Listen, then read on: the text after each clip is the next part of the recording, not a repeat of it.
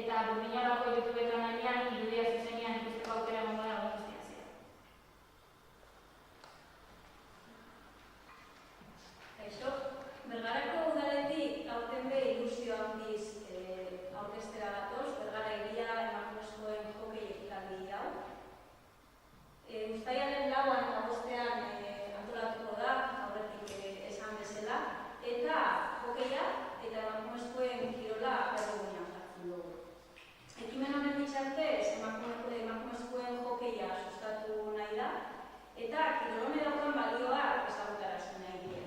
Bai partaidetzak kiroletik hasi eta batxa maila altuko kirolariak ikusteko aukera aurkiko dugu.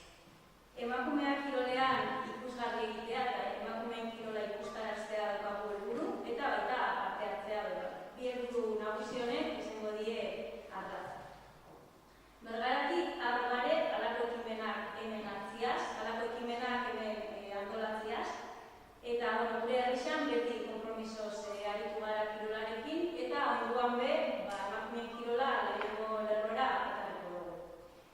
Amaitzeko, eskerrak ematea, bereziki Burdiñolako kide zareten hori, hau posible itxiarren, eta baitxa parte hartuko duzuen kirolari guztiei eta abaztegi bera.